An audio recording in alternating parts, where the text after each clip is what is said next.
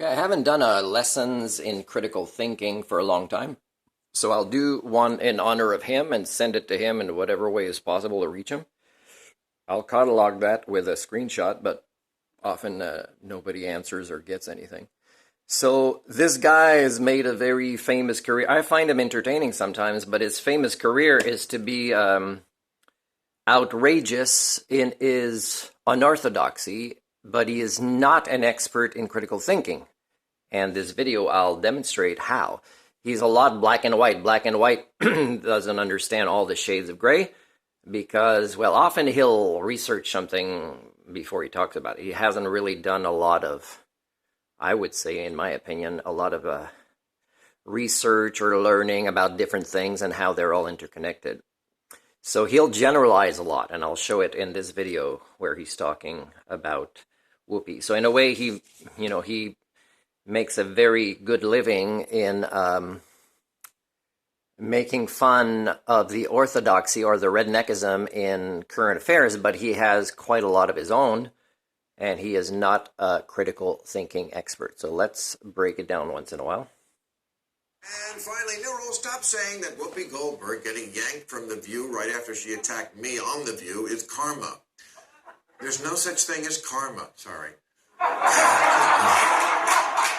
Sorry, but life is random. Now, before you agree or disagree with him, the first thing a critical thinker would do, even if they already use the word karma, is to ask the person they want to enter in a conversation with about karma how they define it. So he's going to define it here.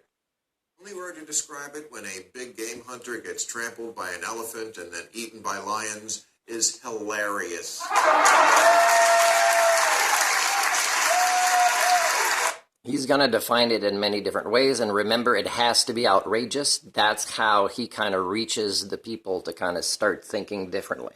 But he is not an expert in critical thinking. So he could become more of one because he'd be more efficient and he'd be more of a culture repair if he didn't have that intellectual laziness. But when you get that famous and you get high on, arguing with people and largely being more right, except just through black and white scenarios, not shades of gray, which they usually are, it gets to your head like everybody else, right?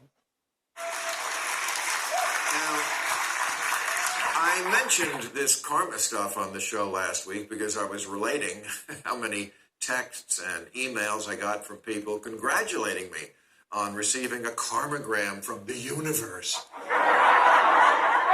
in the form of Whoopi Goldberg's chastisement. So I thought this would be a good time for a little tutorial on karma. I wonder if that type of karma will affect me when I try to post this, and it might have copyright issues, although I will send it to him and say, please let me know why you would agree or disagree. Are you in charge of your own life, your own comments, or somebody else owns them because you're a brand, right? You're not a person like everybody else that's famous. They're not real people. They sell a brand, they earn a living, and they believe they're people. They believe that it's their identity, it's who they really are. And that's pretty sad, dysfunctional brains like this. So, of course, when I'm not talking and you hear only him, it might put a claim on my YouTube, and I will document to see what happens with this, to prove kind of the hypocrisy of famous people. As Americans understand it, is nothing more than an extension of the common logical fallacy called post hoc ergo propter hoc, which means after that, because of that. It's the fallacy that happens when someone assumes that if one thing follows another, then the first thing must have caused the second thing. The sad thing is that I see everybody in every country of the world do this almost all the time. But they always believe somebody else is the one doing it. I wore green socks every day last year, and I never got into a car accident. Green socks must prevent car accidents.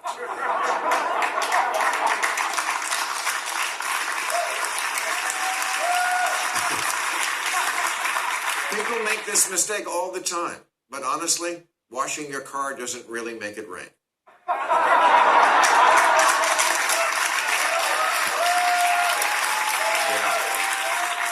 If it did, we would have tried it here by now.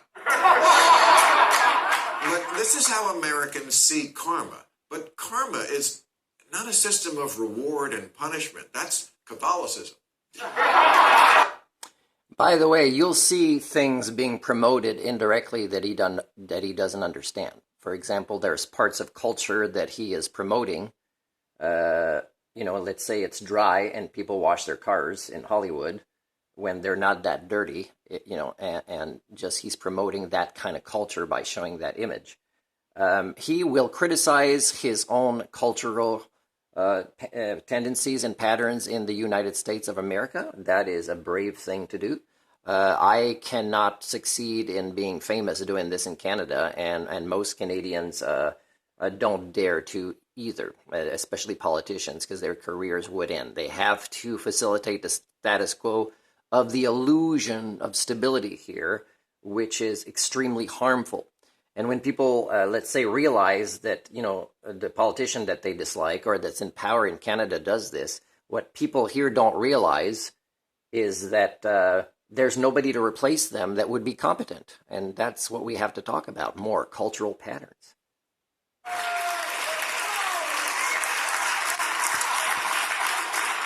Karma is a Sanskrit word meaning action. You make the conscious choice to put good out into the world.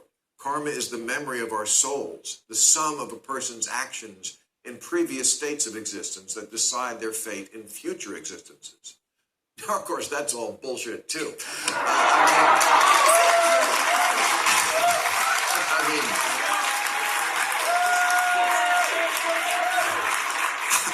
Reincarnation, really? I don't know who that lady is, and I don't know who that guy is, but I believe that guy probably has a more, balanced mind when it comes to incorporating different beliefs and understanding of things in a more functional way than her. And I don't know anything about them. I just watched this video once now before showing it to you. That was real. Wouldn't we have some evidence by now? A raccoon spelling out an acorn. Help me! My name is Herb Zoller, and I got trapped in this raccoon body. I have a meeting next week, and I can't show up as a raccoon. It's a good joke, but it doesn't kind of make sense even in the reincarnation scenario, the way he wrote the joke. Buddhist version of karma is, well, certainly unprovable, but at least it's a beautiful, positive thought. But what Americans did was take karma, and like everything else in this hateful, spiteful country, turn it into something bitter and nasty. We use it like, you took the last cupcake, and God will have my revenge. God will have my revenge. You see where a religion leads? Egocentrism. By the way, stop saying America. Ellen was mean to her staffers, and then she lost her show. Karma! You voted for Trump, and now you have COVID. Karma, now die! We took something that was meant to be gentle, kind, and hopeful, and turned it into a Tarantino movie.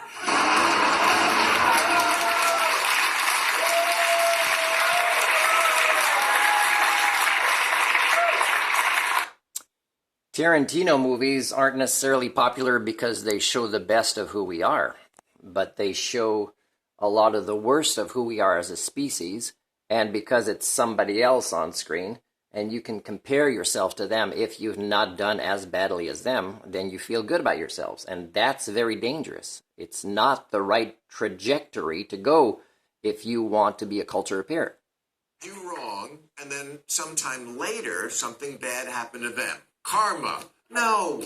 Something bad was bound to happen to them at some point because they're alive. If you keep living, some bad things will happen. Only in this dumb country do we all make it about ourselves and connect the two and call it karma. Of course, that is the worst thing to say, that if he believes that it's only in the United States of America that this phenomenon he's talking about exists, right? It most certainly exists in Canada. And all countries of the world that I know about, and I don't need to have gone there, I can study them online and see these phenomenons. I wanted to say that it's, well, I'll tell you more in a little bit, just a moment.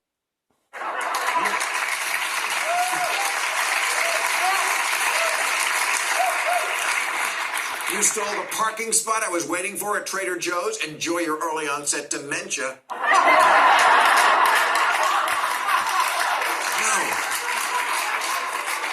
What Americans really mean when we say karma, the foreign word that really describes our feeling, is not found in Sanskrit.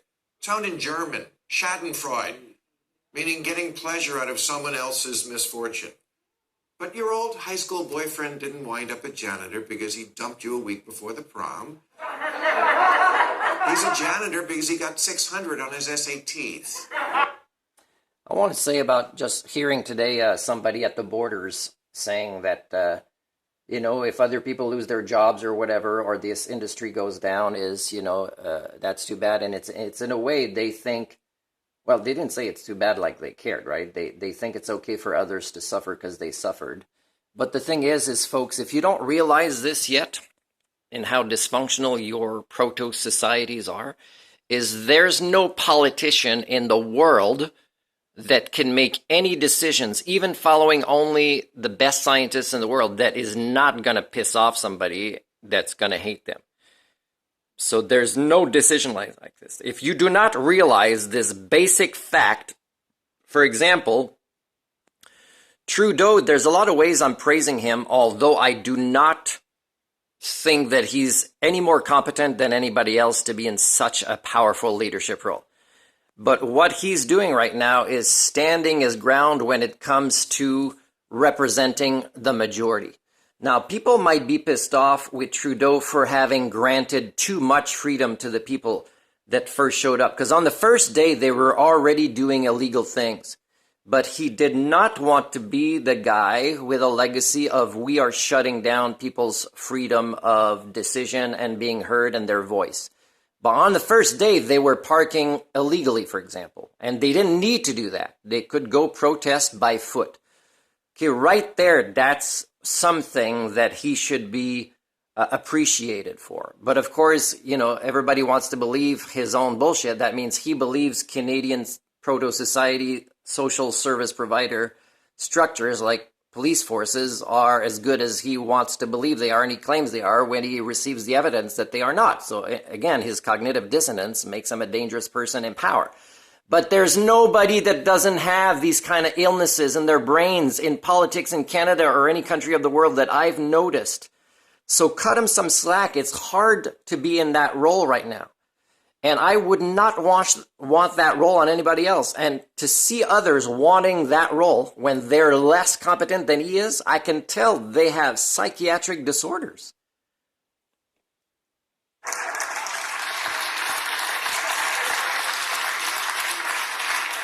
And Whoopi Goldberg getting suspended by The View isn't karma, and I wouldn't want it if it was. And what rednecks don't realize, that if somebody they hate because they're more of a critical thinker than they are, has something happen to them that they believe is bad, the person that is a critical thinker and realizes the power that we have with the ability to make thousands of decisions per day is a door closed, is the opportunity to open many other doors. And probably people like that already are working on a plan B and a plan C. But it's only rednecks that believe that that's all they can do and they've ruined their lives.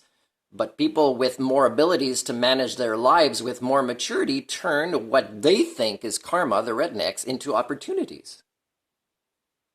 To learn to disagree in this country and not hate for it.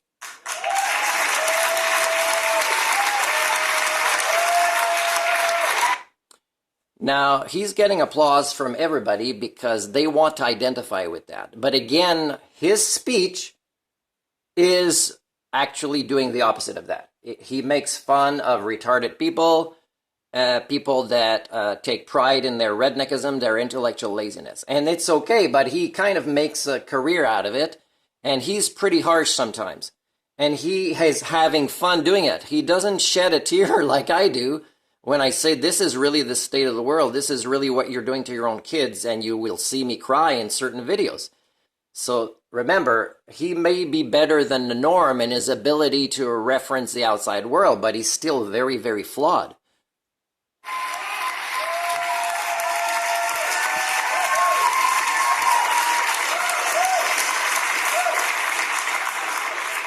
Whoopi He said I was flippant and immoral for saying it's time to chuck the masks and get back to normal. Well, are 43 states here?